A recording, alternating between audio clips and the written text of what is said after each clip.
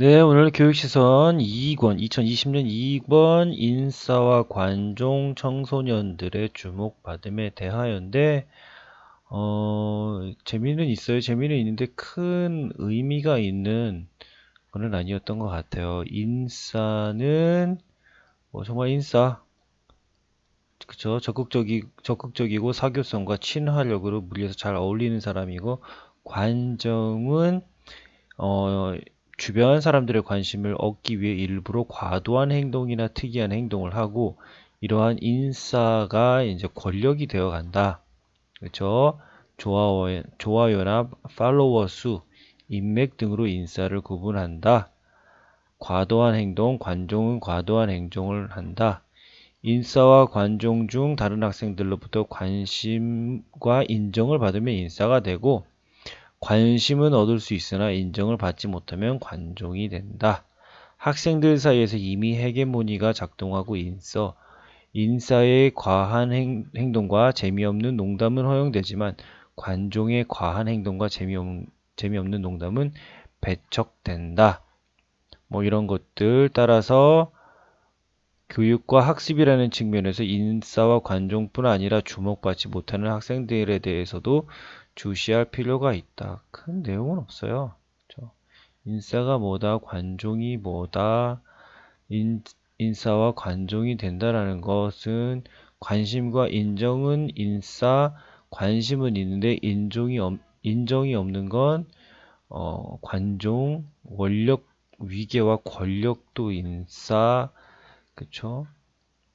이 정도만 보면 되겠죠. 청소년들에게 있어서 인사 또는 관종이 된다는 것은 타인으로부터 관심을 받거나 인정을 받는 것임.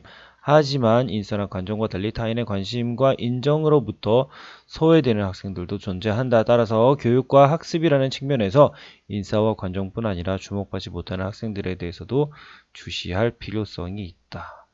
이 정도 말고는 크게 볼만한 내용이 없는 그런 교육시선 오늘이었던 것 같아요. 자, 그 다음에는 3호 보겠습니다. 자, 교육시선 오늘 2020년 3호 보겠습니다. 행복한 삶을 위한 주도성과 인성을 키운 발전적 변화의 시작, 혁신고등학교. 왜 이런 이야기가 나왔을까요? 혁신고등학교가 어느 정도의 성과는 있지만 아직 정착을 많이 하지는 않고 있겠죠. 왜냐하면 결국은 고등학교는 입시와 뗄래야 뗄 수가 없는데 과연 혁신고등학교가 입시적인 체제인가? 그거와는 조금 거리가 있는데 한번 보겠습니다. 어떤 내용을 하는지. 혁신고등학교 학생들이 학교 생활을 통하여 자신의 삶을 어떻게 유지 변화시켰는지를 탐색하기 위하여 경기도 내 혁신고등학교 졸업생을 대상으로 그들이 학교에서 어떤 경험을 하였고 어떻게 진로를 개척하였으며 현재는 어떻게 생활하고 있는지를 질적 방법으로 알아보았습니다. 이런 거 크게 일상 참여자들 다수는 혁신고등학교에서 대학 진학을 목표로 공부하였고 성적 등 여러 요인을 고려하여 진로 계획을 세우고 수정하였으며 다양한 교과 수업 활동과 창의적 체험 활동, 참여 이력 등 결과물 중심으로 진로 전이에 대비하였음. 혁신고등학교에서의 수업과 체험 활동 등의 경험은 참여자들의 학업과 근로 등 일상생활의 학업 능력과 사회적 기술 및 가치로 스며들었고 참여자들은 혁신고등학교의 실천에 대하여 교육 관행과 문화를 변화시키고자 한 시도 자체만으로 의미가 있으나 변화가 필요한 부분도 있다. 시도는 좋았지만 다 좋진 않았다. 혁신고등학교의 발전을 위해서 고등학교 수준에서 혁신학교 실천에 대한 반성 및 재정비 노력과 함께 사회의 변화를 추동하는 노력이 필요하다. 아직 뿌리를 잘 잡지 못하고 있는 게 혁신고등학교겠죠. 그쵸? 이런 것들 한번 보시면 될 것 같고요. 이거는 늘 있는 것 같아요. 고등학교에서의 공부. 당연히 학생 주도, 이런 것들, 비교과 폭넓게, 이런 것들 나올 수 있겠고요. 그쵸? 혁신고등학교에서 진로와 전이, 진로에 대한 조망과 진로 계획, 진로 전이의 여정, 뭐 학원, 입시 상담 하고요. 참여자들의 진로 결정과 전이에서 가장 유력한 조력자는 3학년 담임교사였음. 네. 연결성, 성찰, 변화. 이게 중요한 거겠죠, 결국은. 혁신고등학교 발전을 위한 재현, 혁신학교 실천에 따른 지식을 체계적으로 기록, 공유해야 하며, 지금 그렇게 하고 있지 못한다는 거죠. 지식을 실천에 따른 지식을 체계적으로 기록도 못하고 공유도 못하고 소외 학생을 위한 지원 체계를 구축할 필요가 있다. 잘 못되고 있다는 거죠. 교원 전문적 학습 공동체를 통하여 교과별 혁신 실천의 편차를 극복하고 편차가 있다는 것입니다. 지역 연계 교육과정 개발 실천함으로써 교육과정 자치 모델을 구현하며 혁신고등학교에 관한 성과를 정리하고 전략적으로 홍보를 실시할 필요가 있다. 혁신학교 실천을 통한 사회 변화, 교육과정 편제를 혁신하여 혁신학교가 고교학점제 적용을 주도하며 혁신고등학교가 중심이 되어 지역 학생의 네트워크를 구축하며 혁신교육을 통하여 사회혁신을 추동할 준비를 할 필요가 있음.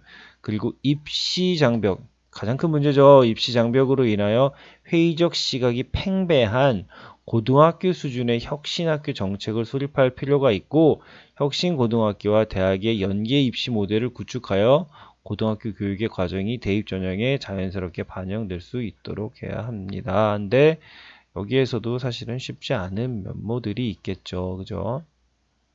네.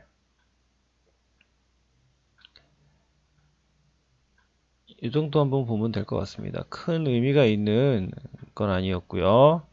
그 다음에 네. 교육시선 오늘 4호입니다. 개별화 진로를 통해 진로 멘토링 센터를 설치해야 한다. 자, 진로교육 같은 경우는 크게 교육 과정 중에 학생들의 선택권을 강조하는 개별화된 교육, 그 다음에 개별화 진로 교육을 위해 진로 멘토링 센터. 이건 교육청 다니겠죠. 아무래도. 보겠습니다. 학생들의 흥미와 적성이 다양해짐에 따라 획일적이고 이례적인 행사성 진로 교육. 이제 하지 말자라는 거죠. 그쵸?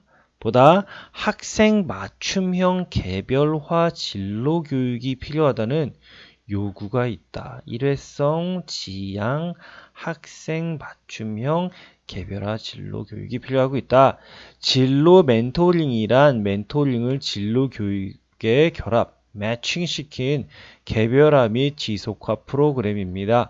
1990년대 이래 학교 밖에서 산발적으로 시행되고 있는 청소년 멘토링을 학교 제도권 안으로 도입하고자 하는 방안이며 멘토링은 미국, 영국, 독일 등에서 널리 사용되고 있는 1대1 개별화 교육 프로그램이며 기업이나 사회단체 등에서 이미 그 효과성을 입증한 바 있습니다.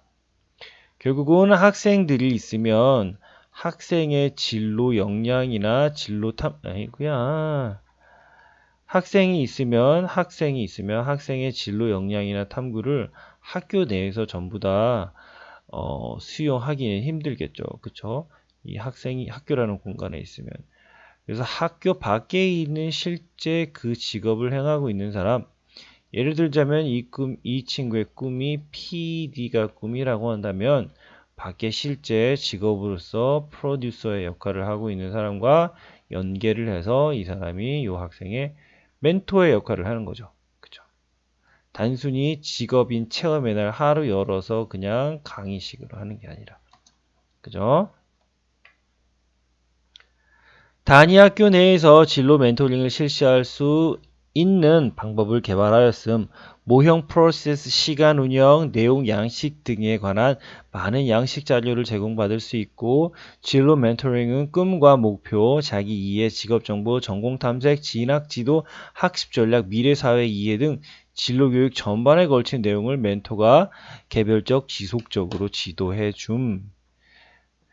진로 멘토링에 대한 요구 조사 결과를 활용하여 학교 및 지역의 특성을 고려하는 다양한 진로 프로그램으로 재구성하여 탄력적으로 사용할 수 있음. 이 프로그램을 통하여 학생의 진로 성숙도, 자아 존중감, 친구, 교사, 학부모 등 대인관계 능력, 사회교육 기술, 학교생활 적응, 그리고 학습 능력 향상에 기여하게 될 것임. 보다 효율적인 운영을 위해 먼저 지역 인재 풀을 구축하고 학교가 필요로 하는 멘토들을 상시 제공해 줄 수 있어야 함. 또 멘토풀을 효율적으로 관리하기 위해 지역 단위 진로 멘토링 센터 설립과 광역 단위 협회 설립에 대한 방안을 제시함. 쉬운 길은 아닌 것처럼 보이네요. 그죠? 하지만 보겠습니다.